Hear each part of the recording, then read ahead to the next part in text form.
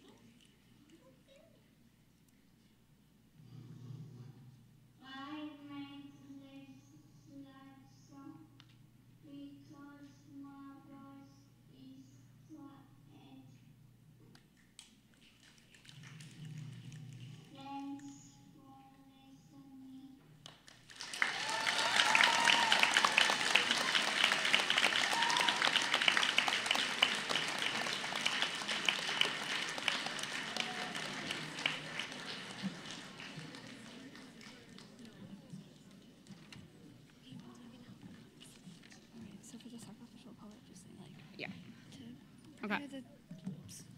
So another very important part of the spoken word is the sacrificial poem, which will be done today by Jay.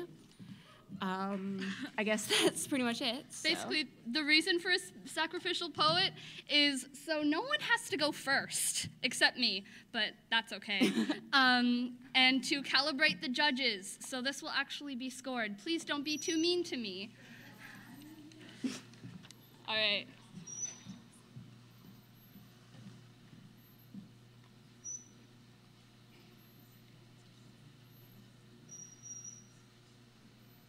All right. I'm gonna wait at the screen.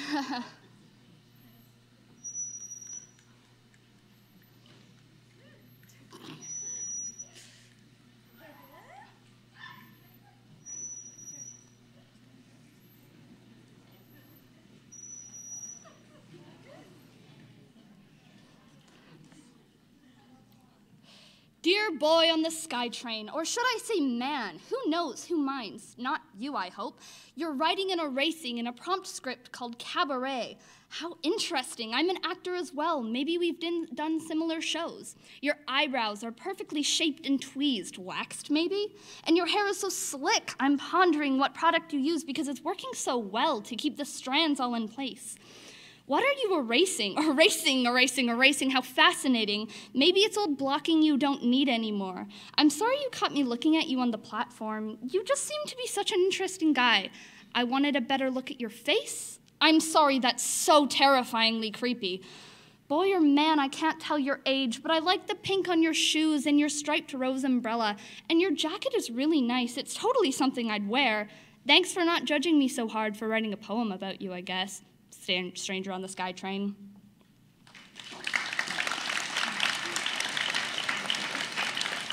Yeah. All right, judges, 3, 2, 1. Unless you're not ready, put up your scores. I didn't read them yet. All right, I didn't read them yet, you guys. So 3.5, I'm guessing. You have it the other way around, but 3.5, and a 3.5. Hand for the poet, not the points. All right, so first of all, we've got Kennedy Groan and Megan Parsons. The title is Ringette is Not Hockey.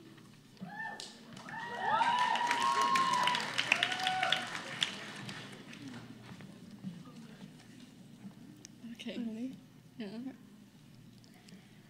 If you're a hockey player, you're not going to like this. What is ringette, you ask? Well, it's not hockey, that's for sure. Everybody thinks ringette's just the Wimpy version of hockey. And others don't even know ringette is because hockey takes all the glory. Well, we're sick of it. Nope, we're not going to take it anymore. When people hear a sport with skates and a stick, they automatically think hockey. What's so impressive about dragging a heavy puck up and down the ice? Sure, you can say that about ringette as well, but for hockey, do you have to catch a pass that's coming straight towards you at a speed of about a million miles per hour? And what about time? Hockey players can take as long as they want to take a shot. But ringette, we only have 30 seconds. What about the other sports, too? I mean, shouldn't they have some acknowledgement? They're just as good as hockey. Ringette's the fastest sport on ice, and yet only ringette players seem to know that. Let us ask you a question. Do you know who Sidney Crosby is? Yeah, who doesn't? And do you know who Jennifer Wakefield is? Who the heck is that? That's our point. Don't get me wrong. I mean, hockey's Canada's national ice sport, right? My living room is basically the hall of hockey, but I feel like ringette deserves at least a bit of recognition. How many people are allowed past the ringette line in hockey again? Oh, that's right, everyone. Well, not in ringette.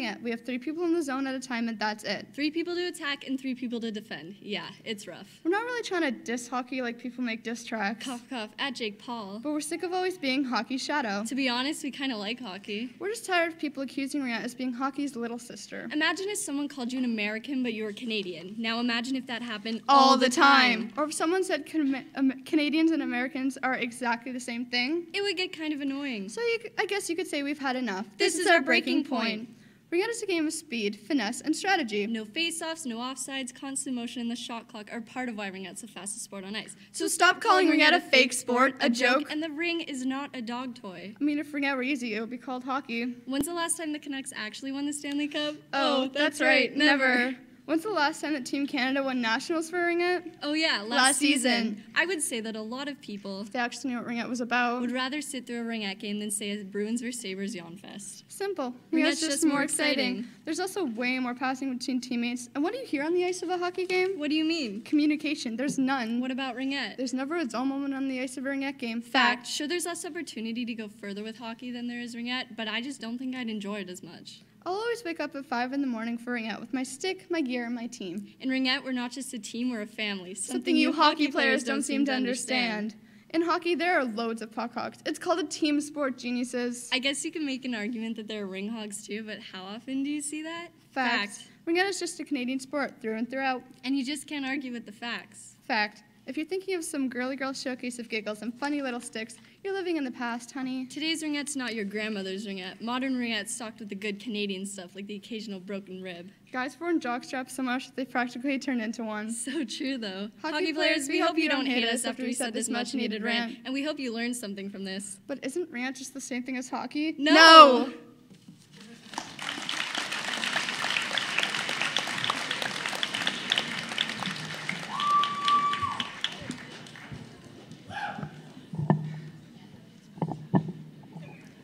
Okay, judges, raise your scores in 3, 2, 1.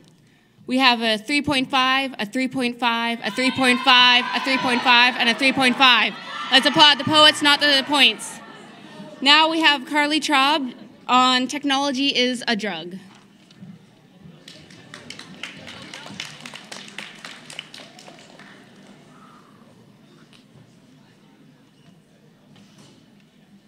Addicted. That is the word I would use to describe mankind. Just the other night, I went out to dinner with a couple of my friends, and literally 1 second after the waiter left our table, everyone, including my friend's mom, pulled out their phone. At first, I was kind of surprised, but at the same time, I wasn't. Everything we want these days is at our fingertips. Food, you call up Pizza Hut, and 20 minutes later, pizza is at your doorstep. Or Starbucks. All of you know about the mobile app, right? You just pick a store near you, order your drink, and by the time you get there, it's just sitting on the counter waiting for you. Clothes, we order something on Amazon, and we expect it 2 days later. Even dating, all you gotta do is swipe right. Our generation doesn't know how to have proper conversation. We don't know how to make real relationships. You click a button that says friend request, and boom, new friend. But are they really your friend? Do you know anything about them? You may know that they take an awesome selfie or that they had a salad for lunch, but that's about it. We can say anything we want online and we don't have to suffer the consequences. You're just another person behind a screen. You're anonymous. We have become too attached to our phones. In fact, I would say we have become slaves to it. There have been more motor vehicle accidents this year in Canada from people checking their phone than from people being under the influence of alcohol. That's insane. If we can't even put our phones down for the safety of others, you could be at risk for killing someone. Now, I know that sounds a little dramatic, but let's be honest here. If you say that you can be addicted to alcohol, then you damn well better believe you can be addicted to technology. Anything that can keep us plugged in, we get it. But I say this to you. I love technology, but it's not without its faults. We have become slaves and addicts to technology, and if we ever want to have real relationships ever again, we need to unplug from technology and plug in to humanity.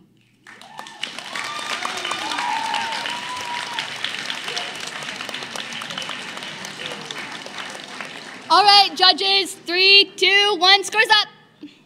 We've got a 4.5, a 4, a 4, a 4.5, and another 4.5. Give it up for the poet, not the points. So next we have Tyrell Herman with Bad Drivers.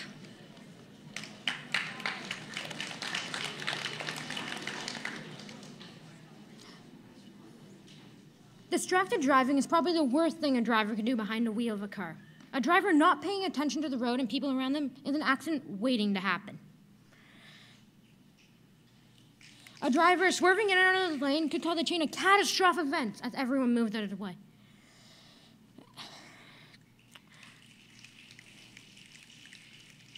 Why do people think that their phone call, text message, or email is more important than other people's lives? And it's just not their phones. How many times have you been in a car and seen someone eating a hamburger and steering with their elbows?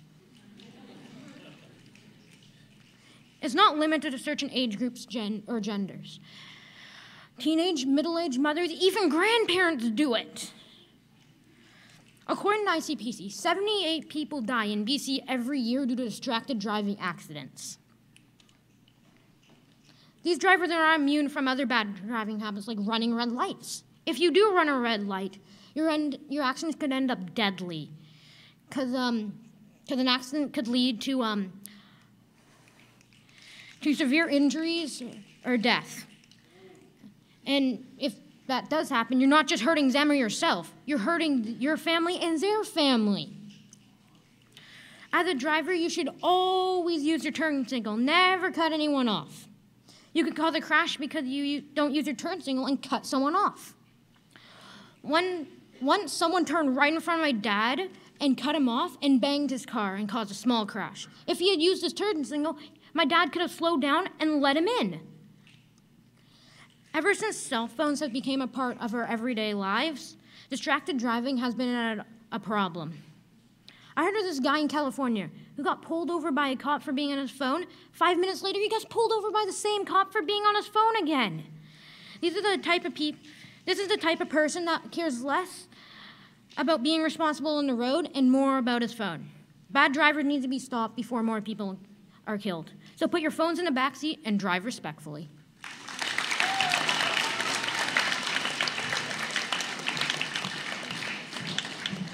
Okay, judges, put your scores up in 3, 2, 1. We have a 3, a 3, a 3, 3, and a 3.5. Give it for the poet, not the points. Up next, we have Mohammed Movahidan, and he will be doing slow walkers.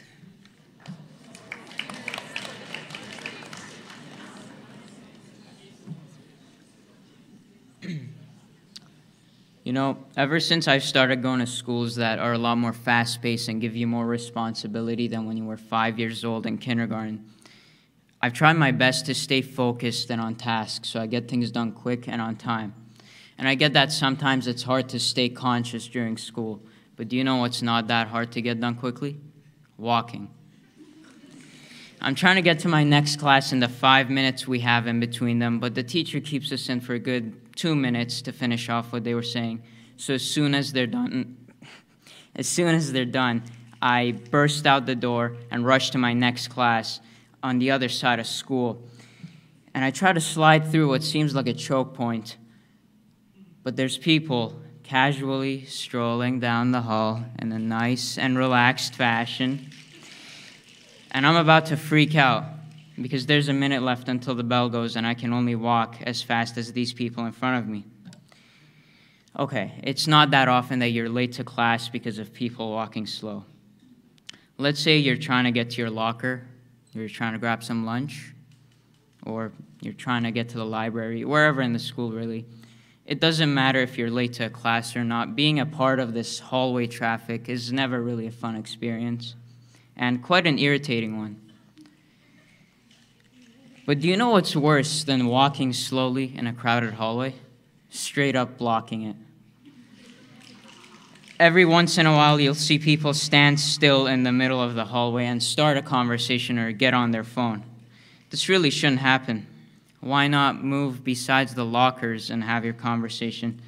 Maybe even have your conversation in a nearby classroom or a washroom, whatever. Please, don't have it in the middle of the hallway. And of course, not everyone can walk and move around as fast because of maybe a disability or a condition they're in. That's completely fine. But for the people with healthy, functioning bodies, this should be no tough problem to solve. And for such an easy problem to fix, it should not be this common. So in conclusion, please walk faster.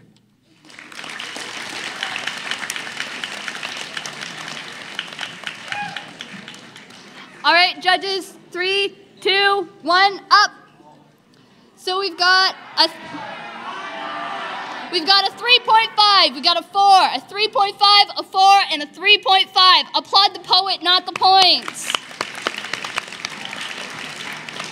So next we have Didi Dimitrova.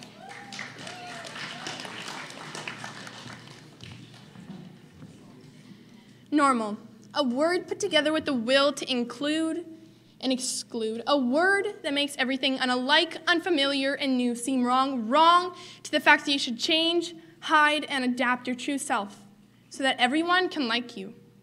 A word which makes you think twice and ask yourself, why am I so weird? Why am I so different? Why can't I be normal? This is the word. No, this is the monster we've created, boundaries to make you seem less than what you are because clearly you do not fit in. You are not normal. A normal world, a normal school, a normal person, a normal reaction. I admit I've used normal as a classification and not as a connection. I admit I am ashamed, but I do not take all the blame. I see it every day through the glass spheres I dare call eyes, but really all they do is look to see that people are being judgmental. But what the world doesn't seem to realize is that we don't have to criticize, because what makes us normal is us. Our differences are what make us normal and not abnormal, but you see, you open the dictionary, turn to page 406 to find that 6-letter word written in black ink at the top of the page, sitting up straight and looking down at you, proving all along what you feared. Beside it written, usual, regular, and typical. 3 words that can categorize a human so fast, it makes my head spin. So I suggest we stop, take a moment and think, because what I'm about to say next won't have an effect if we don't work together. We need to change our meaning of normal. Take a red Sharpie and cross out the definition in the dictionary for all I care. Switch it with the one of different because it's definitely a better match. But we need to stop hurting the people around us that make the world seem timeless. I was once told a quote with a meaning so true. It said, "If you're always trying to be normal, you will never know how amazing you can be." May I just say thank you, Maya Angelou, for showing me how to be myself. Every time I see my fault, I see your faulty definition of the word fault. I have finally found out that I am the new normal. I am different. Don't be afraid to express who you are. People won't think you're bizarre. Tie your hair pigtails, reshape backwards, or just try something new. It may just be the real you. Normal. A word whose meaning is greater than any other. A compliment, an inspiration, a personality, a lifestyle. Normal is a blanket sewn from all the country's flags. Normal is short and tall. Normal is what I see in myself every single day. A word whose definition is contrary to what it spells. Normal. What does that spell? Different.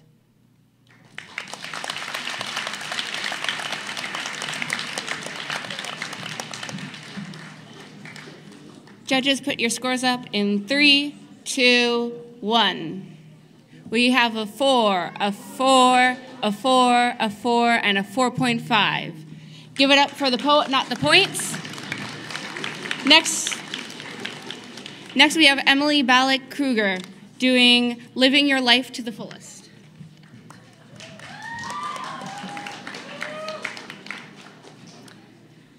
You're minutes away from facing death to realize that you never truly lived. You fill your thoughts with all the regret you've had in your life, and you just seem to forget the times that you really lived. Did you know that there was a study done on 100 elderly people close to facing their last breath? They were asked to reflect on their life's biggest regret. All of them said they didn't regret the things they did, but the things they didn't do. Life is not meant to just wake up, work, go to school, sit around, and pay rent. I may not know much, but I do know this. Life is a gift. So you just have to lift yourself up when things bring you down and know that there are others around. Now, everyone is scared of the thief that comes to steal your things, but there's a thief in your mind called doubt. Doubt has been caught for stealing many people's dreams. I know it's as crazy as it seems, but alongside doubt, there's kinda. You kinda want to get away. You kinda want to get in shape. What is holding you back from doing what you're meant to do? You're probably thinking, Emily, what do you know about this? You're 14. True. But I have things that I want to do and dreams that I want to pursue. I'd rather die young, but knowing that I lived my life to the fullest than die at a really old age to only accomplish waking up, going to work, to repeat this every day. There's a point in your life where you're considered too old to do anything. So you get put in a home with a bunch of other people in the same situation. Then you have a lot of time to reflect back on your life's illustration and realize that there's no turning back. You only have one life, so make sure it's going to count. You should never let others tell you what you can and cannot do because you have the way to your soul and therefore you are in control. Find yourself, lose yourself, and find others. I think that's what living your life's about. Create a bucket list of things you want to achieve before you last blink and really think about what you want to do, because there's no going back once each second has occurred. It's like a baby bird, ready to be set free. You just have to let your soul fly free.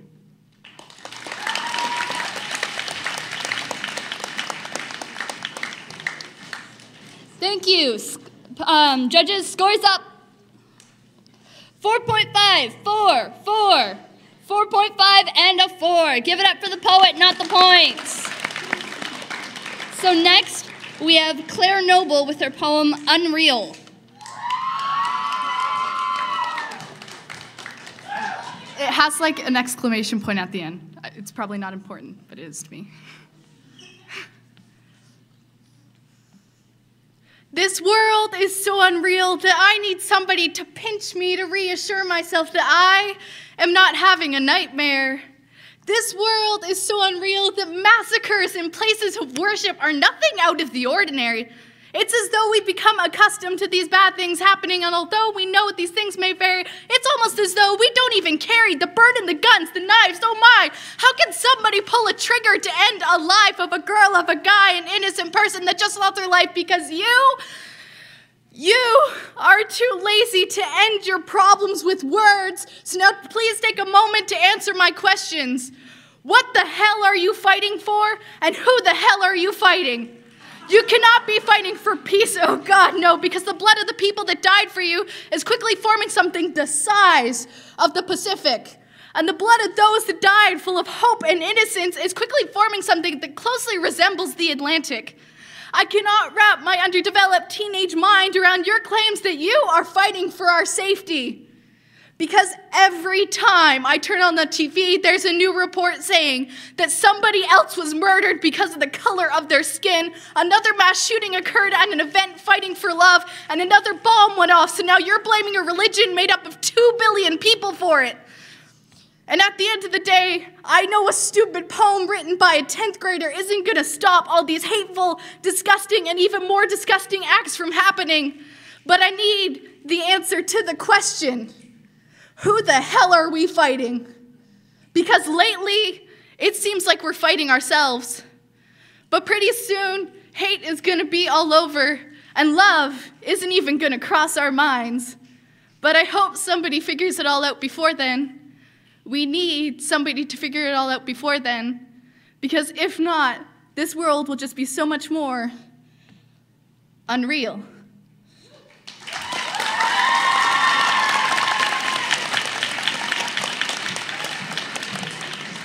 Judges, put your scores up in 3, 2, 1. We have a 5, a 5, a 5, 5, and 5. Give it for the poet, not the points. Up next, we have Karina Budwan. Yeah? Okay.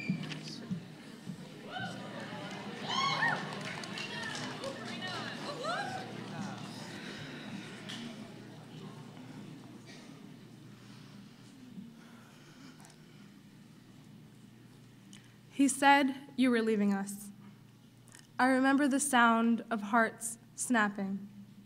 But he doesn't know that you have to fight. There is no choice here, right? We'll be standing there right with you. We will be there, but we will not forgive you because we will not say we love you. We will not say goodbye because it will not be the last time. We will show you why you need to push through. Why did he say that you were leaving? You are right here breathing. You do not have the permission to leave us. You know that we need you, so you cannot leave us. There is no way he can steal you. No matter how much he craves, he does not have that right. He gave us false glimpses of hope just to snatch and tuck them away. We pray and we pray, but he doesn't seem to hear our screams. Where was he when we needed him the most? Where was he when we begged him to show us just a drop of mercy? How can he just say that he takes what he finds most precious when he knows that you are priceless? We don't care if you pick the most beautiful flower.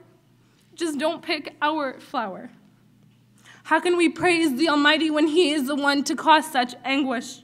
We prayed and we waited in anticipation with hopeful smiles, only to be disappointed by the deafening silence of your heartbeat ringing in our ears. And now, all our hearts that were just cracked are now smashed and torn up into tiny little strands like your luscious hair, and we cannot think to gasp for air, because it would only be a reminder that your lungs are not breathing. There is no sound there. We cannot think about your heart. There is no blood there. It is not there. You are not there. You are not here. And this constant pain is a reminder that we are still alive, but you. Now, every time raindrops sprinkle from above, we feel your touch. And every time there is a rumble of thunder, we know something has upset you. And every time we see the sun shining, we sense you looking down and smiling. You see, time is a very precious thing. You never know how much you're going to get to see before you have no more. So hold your loved ones a little tighter in this brief time that we call life. We truly try. But all that we can remember is that soul-crushing moment when he said that you were leaving us.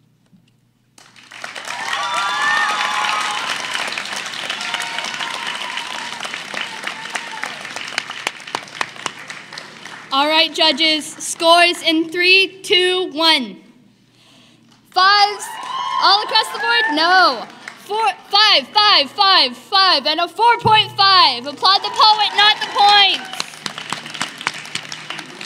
And next, we have Dylan Stevens with Should I?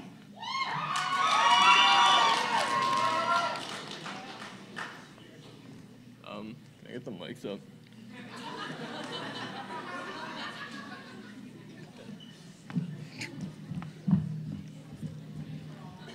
Thanks. Yeah. All right, so my poem is actually just called Okay. Do you want to know what the worst 2 words of the English language are? Should and I. Together there, should I? Yeah, you should. But I don't know what people think about them. They're just clothes, okay? It's not like they're going to ruin your whole day. But someone might judge me. Or maybe they begrudge your keen eye for style. But what if someone doesn't like it? Then you can tell them we're just alike and don't fit in. But he looks in the mirror with disapproval in his eyes. I wish it were clearer how to decide what to do, because the guys might think I'm weird if I put my hair to the side when they may have advised me not to surprise everyone with something new. That song that everyone hates will be played through my mind till the end of time, because I love that line from Photograph that said life's better now than it was back then. But who cares if they hate Nickelback when we loved him 10 years ago? Well, now rap is all we listen to, because the others do it too. While it's not bad to be like the others, you must remember not to get smothered with influence. Should I get that haircut that looked so good in that photo? Well, someone might say I'm trying to be cool if I buy that chain or add it with jewels or write a poem with rhymes of being afraid to be myself in the time that we have, because I only have so long to live, and we might never feel happy being captive to people who do give a damn about the way that we live. But I can tell you, to find happiness, you must first find yourself. To push the words away and just say, okay.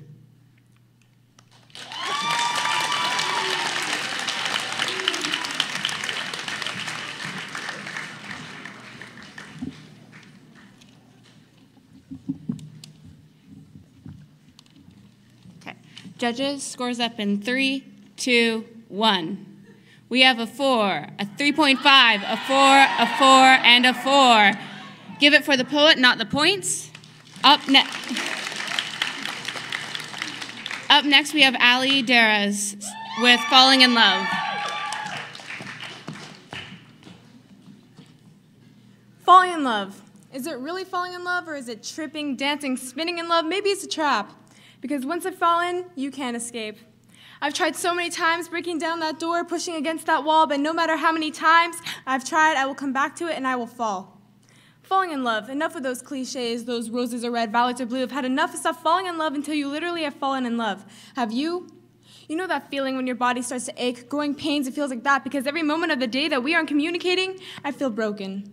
Shattered like a glass that's been thrown on the ground and stepped on 1,000,000 times. It hurts to be apart from him. It's physically taunting, and I'm trying so hard to keep it together, but I simply cannot. Falling in love. They say they'll know when your time has come. They say they'll know when you have found the one. They say they'll know when it's over, when it's done. They say they'll know. You had me at hello, and maybe that's true, but anybody can say hello. How do you know when it's really true? How do you know? Does it just come to you? Falling in love. Make him slow or make him fast. Be prepared for what will come and may be scared, but don't you run, my mother said. It will happen for everyone at a different pace, at a different love, at a different race. It's unique. Like you and I, maybe time will fly. We can conjoin into one because I'm in love. You are the one. Falling in love. It's not an ordinary feeling, though it may look appealing, it kind of isn't. It's work, it's time and effort, it's loyalty, it's sharing. Is your mind mentally prepared? Are you daring? This won't be just a phase, and don't you worry, it will stay for as long as it can. It'll be the reason that you wake up in the morning. It'll be the reason that you check your phone every 5 minutes. It'll be the reason that you are breathing. Though it's not simple, eventually it'll become easier. Though you're not used to it, you'll learn to love it as much as you are in love. It's not once upon a time, it's not love at first sight, it's forever. It will stick with you whenever, in rain or sunny weather, it's everywhere, so don't you dare fall into that trap until you know you're ready. It's time-consuming. You lay awake at night thinking about it. In class, you'll zone out and forget what 13 plus 3 equals. At a game, you'll miss the net because you miss him. Falling in love. Maybe you are tripping, dancing, spinning in love. Maybe it's a trap that you don't want to escape. Maybe it's a gift that you won't want to waste because you are falling in love.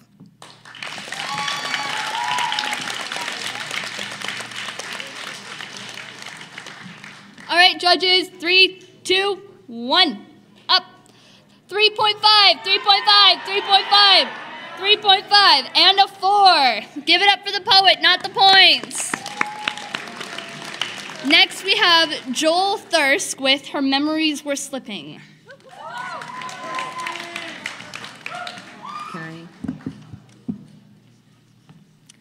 Her wrinkled face curled into a smile as I walked through the door. I could tell she was happy to see me, yet her smile held a hint of confusion. Her memories were slipping away. I went over to embrace her with a warm hug, and she hugged me tightly. While outwardly she hardly looked her 80 years, the subtle changes in her mind are an unfolding mystery. Her memories were slipping away. It's been 2 years since he passed, and I could feel her loneliness without him. I saw in her twinkling eyes that she enjoyed my company today. Her bright yellow sweater matched her sunny, cheerful mood, and I couldn't help but smile. Oh, how talkative she was. I couldn't get even a word in between long stories of her childhood and days gone by. She was so full of energy, and it was a lovely day with her. But her memories were slipping away. Some time had passed since I last saw her, and I hardly noticed the changes at first, but then slowly realized something was different. Her step wasn't as full of pep as it used to be, and her eyes didn't twinkle like they used to. She wasn't wearing her favorite bright yellow sweater. Instead, it was replaced with a dull beige one.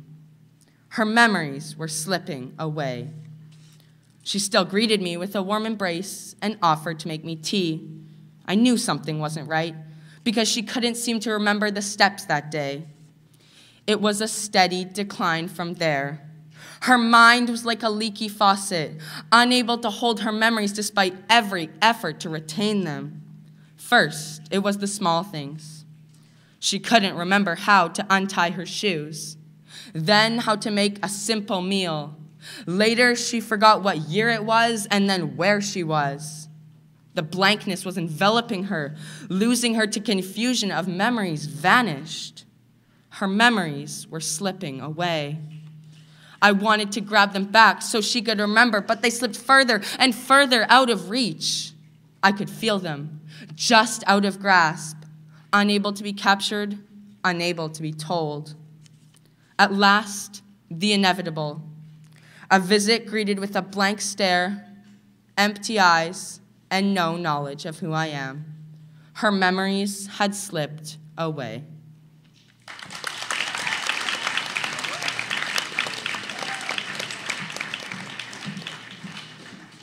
Judges, put your scores up in 3, 2, 1. We have a 4, a 4, a 3.5, a 4.5, and a 4. Give it up for the poet, not the points.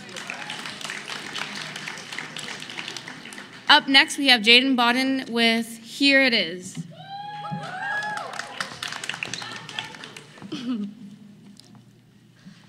You were the first to me, but I was not your first. However, I was willing to let you guide me through this wandering path that they call love. I often can't get past the hill and the stream, or maybe it's just the way you seem. Either way, I'm ready to climb. I'm normally not great with expressing my feelings, but you changed that. My Sunday mornings used to be unoccupied, waiting for you to fill the time, until the time you decided that not only our Sundays would be overflowing with each other, but our everyday. The hurdles of insecurities I couldn't face on my own, you would hoist me over your shoulder and effortlessly carry me over them because you said you don't see them. Now, Shakespeare once said love is blind, but I know you don't like the old times. I don't want you and I to become old times. I want to create future times in each other's minds and be happy in the time now. So now I'll give you my heart, and all that I ask is that you don't attach strings and make it your puppet.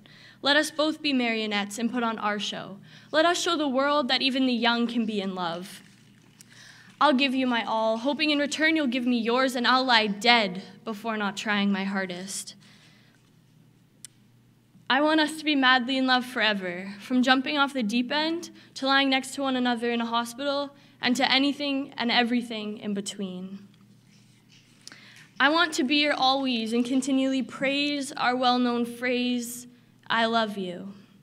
I'm normally not great with expressing my feelings, but you changed that. Now, my mama tells me to love is to receive a glimpse of heaven, but when I rest on your chest, I'm taken to the only heaven I need. I've never really liked promises, but I want to ask you for one. Will you be my forever? You see, I'm big on commitment, and I need you to be too, because your lips unlock the door to my soul. Your words are like a tornado, demolishing anything I've ever known before you. And your smile. Your smile's the gate entering a kingdom of happiness, and I don't want to ever let that escape my life.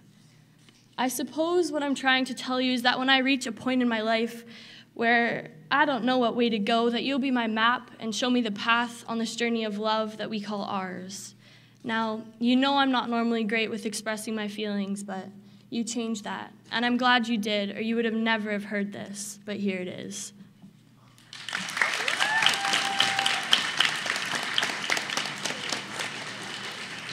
Judges, scores up in 3, 2, and 1. We've got a 4, a 4, a 3.5, a 4, and a 4. Give it up for the poet, not the points. So next, we have Fraser Olson with Crocs.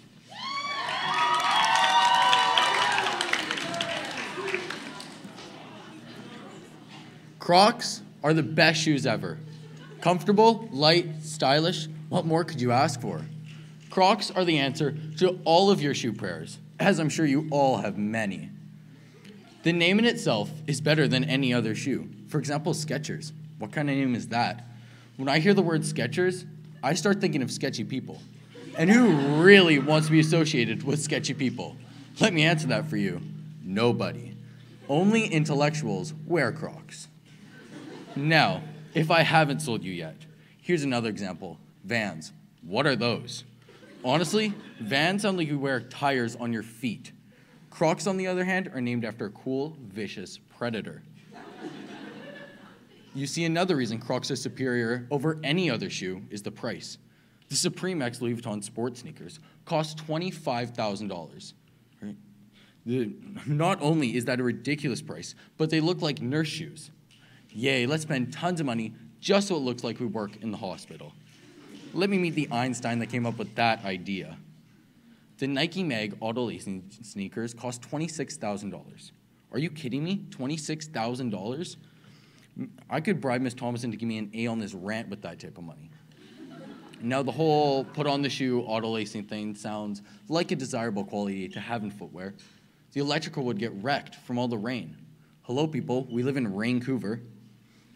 Crocs don't even have laces and come in at a whopping $22. What a steal. Why are you even questioning this? It's so logical. While I'm over here going on a stable walk with my Crocs, you'll be over here, not so financially stable, looking at your bank account. How unfortunate. The design in any other shoe can't even compare to the design of Crocs. The leather on any other shoe would get wrecked instantly. Mesh on any other shoe would just die instantaneously. And who really wants to put metal in shoes? No, just trust me on this. Any other shoe would be a goner in a matter of weeks. Crocs are easy to put on your feet, come in 23 different colors, 4 different shades of purple, not to mention they are odor resistant. Crocs are the ideal footwear, whether it is due to their unbeatable price, astonishing design, or groundbreaking features that truly nothing can compare them to. So let me give you a piece of advice, one you should truly take to heart. Clear out your shoe racks and fill them with Crocs.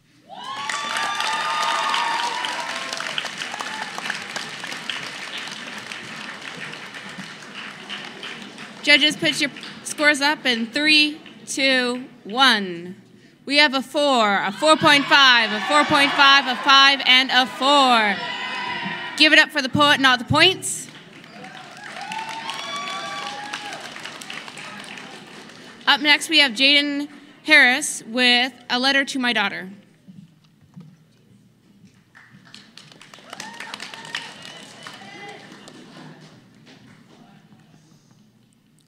Dear my future daughter, I'm sorry to bring you into this world of love and hate. This world where you need to fight for the power to speak before they call you weak, the power to make your own choice and use your own voice, and the power to live your own life before being told what's right. People will tell you to be more like her. They'll strip you from your choices and try to silence your voices. Society will put you in its place as if you're a small star drifting through space.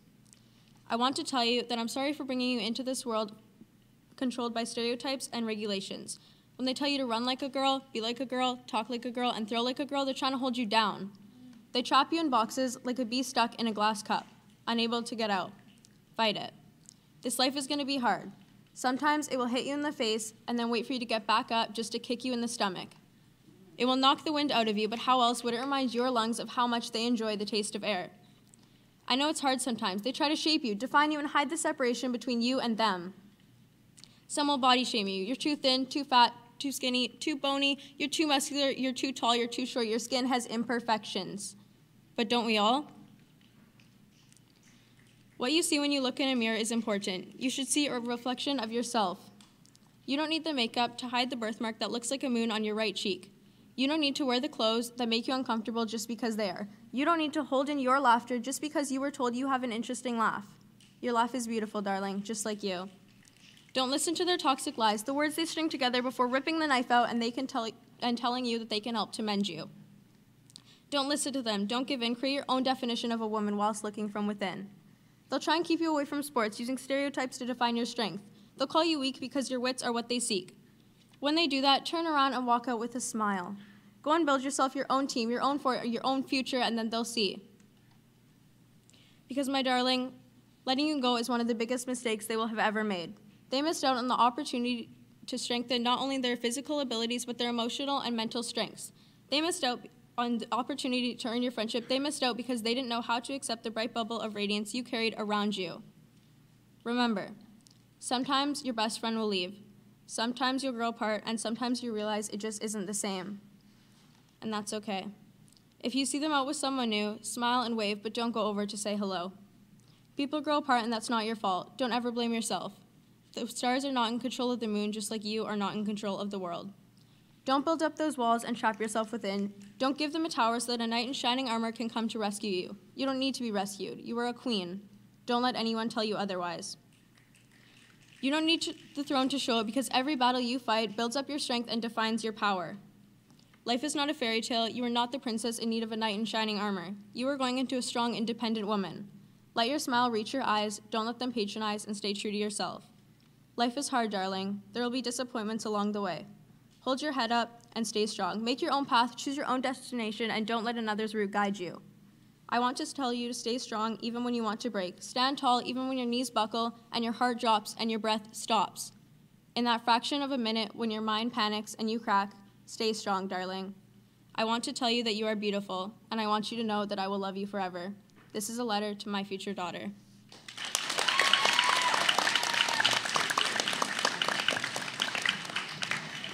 Judges, scores up in 3, 2, 1. So we've got a 4, a 3.5, a 3.5, and a 4. Give it up for the poet, not the points.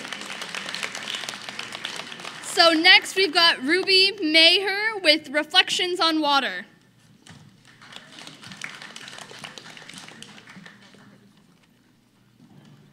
My paddle dips silently into the water, like the solitary loon diving in to feed. Sun warms my shoulders, and the wind whispers on my skin. Inhale, exhale, I can finally breathe. I'm where I'm supposed to be, just me and my board.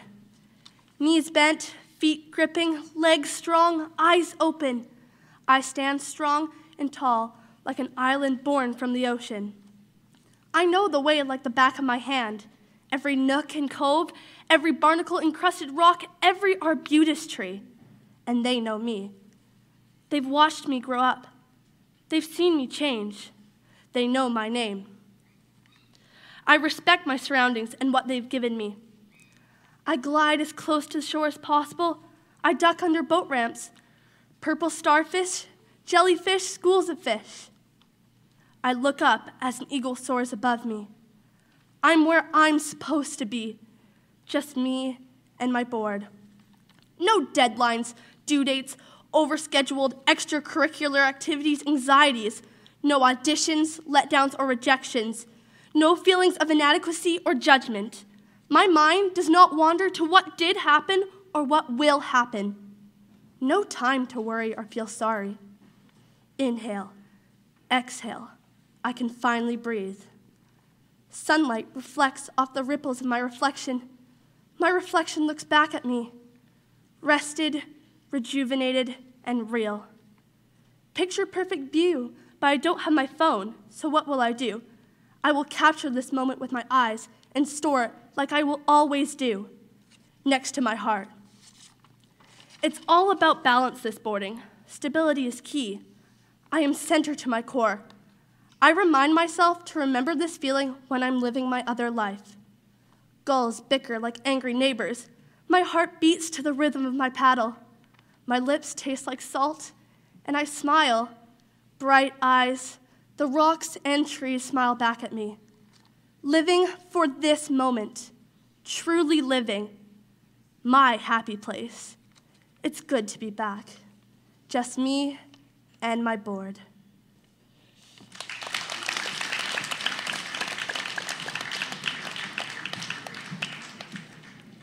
Judges, scores up in 3, 2, and 1. We have a 4, a 4, a 4, a 4.5, and a 4.5. Give it up for the poet, not the points. Up next, we have Breland Plesha with Dreams of a Dreamer.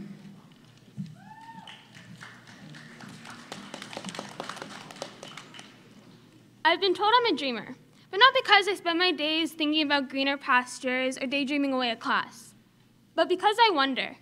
I have a continuous curiosity that is constantly craving new cultivated ideas beyond what I'm capable of capacitating.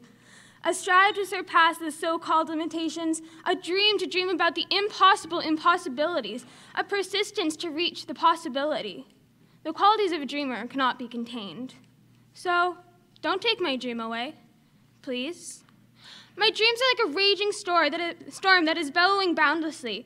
They are fairer than a bird chirping through the blue morning sky. They are a million times more powerful than any words finding holes in their plans. So, don't take my dream away, please. I reach for the stars to see why they shine, and I shoot for the moon to see if I can moonwalk. I make orange juice out of lemons just to prove to the world it's possible and leave them wondering how. And I won't quit because I would always wonder what would have happened, and I would wander an entire world to find what I was looking for. And I believe in my dreams, because if I stop for a single moment and think I can't, I never will. So don't take my dream away, please. The thing above all else is the voice that is your choice to listen to is quieter in the head of a dreamer. It's not a thundering elephant, but rather a tiptoeing mouse. So I try not to hear, what if I fall? What if I can't dance? What if I can't make anything out of lemons? What if I quit? What if I stop believing? What if you take my dream away? Please?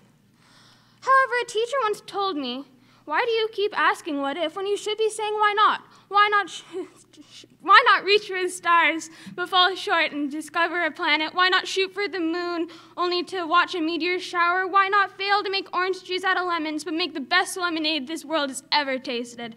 Why not walk through your world to find something better? Why not prove you can do whatever you want? And why not believe? Because even if you fail, you could find something that's even better than what you were aiming for. So don't take my dream away, please. And don't tell me it's impossible, because I've seen the stars wave down at me, and I've danced with the man on the moon, and I've wandered the world wondering, and I've never give up, even when it felt hopeless, and I haven't stopped believing in my dreams, because one day my dreams won't just be dreams.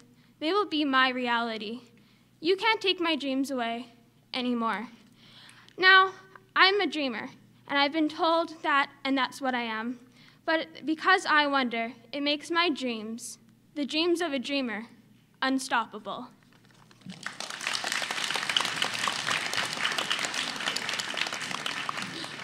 All right, judges, put your scores up in 3, 2, and 1. We've got a 3.5, a 3.5, a 3.5, a 4, and a 4. Give it up for the poet, not the points. So next we have Owen Deo with his poem, Determination.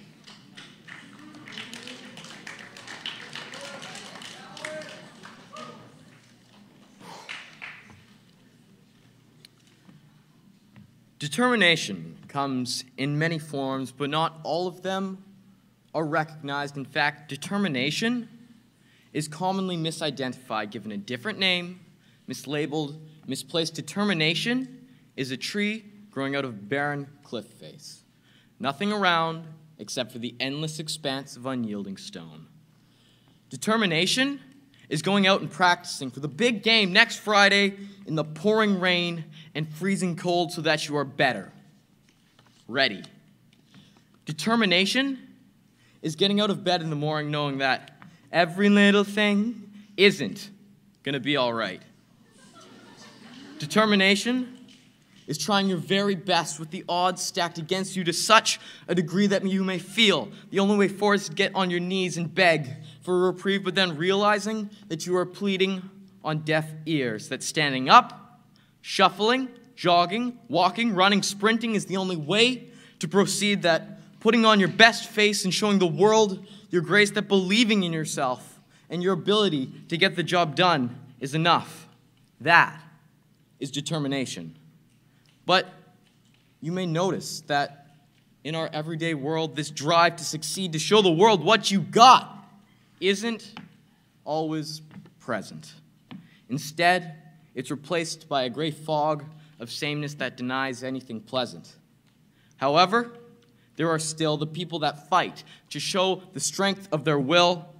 A person like this is my grandfather. He was diagnosed with something called ALS, a disease that robs you of your ability to move no matter how much you protest, yet he has decided that he isn't going to stop anytime soon. Instead, he's going to fight to the very last breath until one limb doesn't work and no longer do the rest, that he's going to keep doing what he loves to do and say, screw you, to a disease that wants you to give up and give in.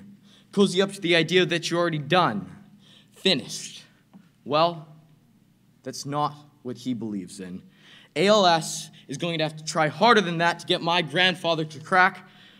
For until he dies, there will always be a twinkle in his eyes, and even after the fact, when he is past and gone, he will know that he wasn't just a pawn, a player in a game that is rigged so we all lose, that he wanted life because he was determined to make the best out of every moment, to not waste a second of the time he's been giving. And we can all live like this. The information how isn't confidential. We just have to be determined to enjoy life to its full potential. Thank you.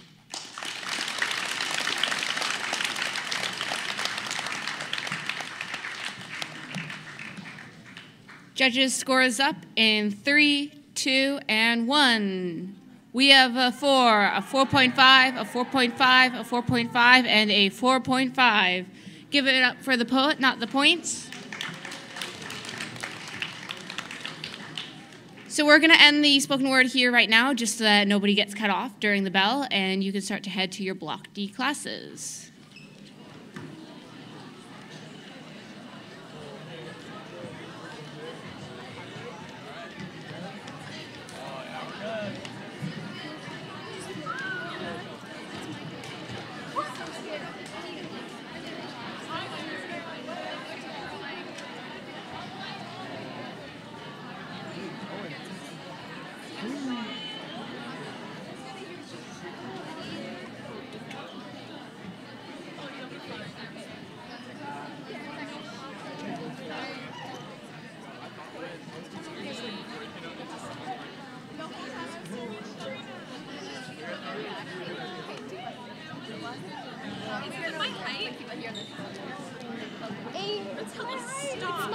Hello. A little bit too short. I'm gonna sound so weird when I'm just talking.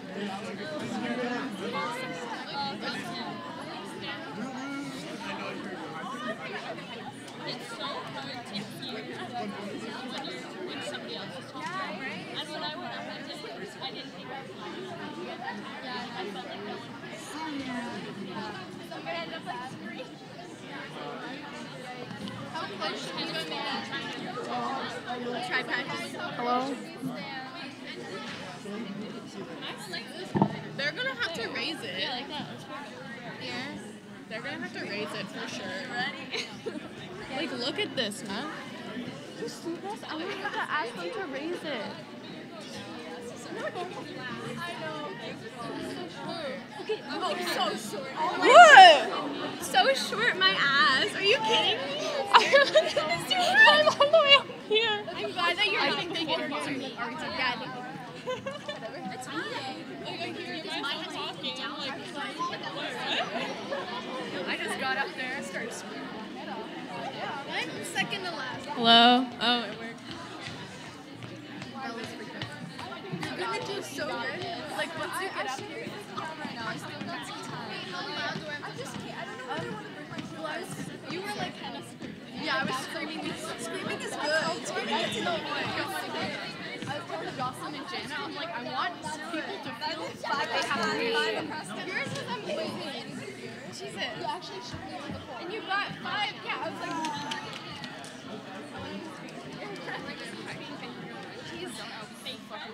you can see everybody. What do you mean? No, I feel like I still should. No, stop. Thank you.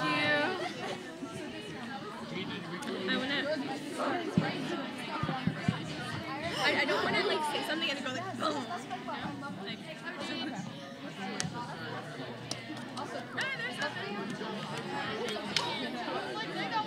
everything I say is you did so good. You have a very I don't